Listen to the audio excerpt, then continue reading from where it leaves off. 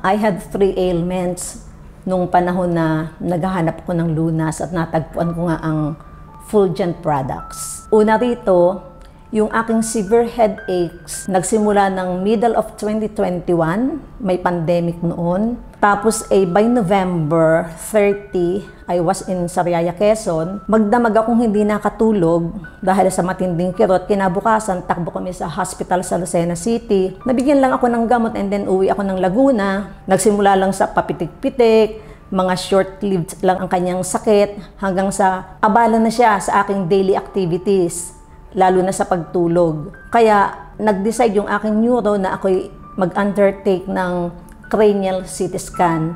Nakita doon na may bara ang aking blood vessel sa ulo. Pero ang sabi ng aking neuro, hindi yun ang dahilan ng aking severe headaches. Walang gamot yung aking liver and gallbladder.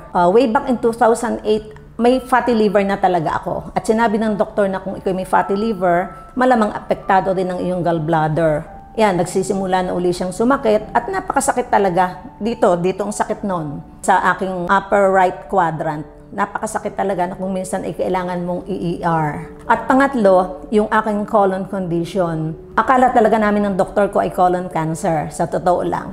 Kasi yung sintomas na may staining ka, ang sakit ay umiikot sa buong abdomen, at saka yung size, at saka yung shape ng iyong pooping ay irregular. Napakasakit noon. Sa colonoscopy, nakita na ako'y merong colon adhesion. Kinonfirm namin ito sa pamamagitan ng CT scan abdomen. Napaka-messy, napaka-invasive, nakakaiyak. At pumanatag ang loob ko dahil nakita roon na talagang wala naman akong bukol.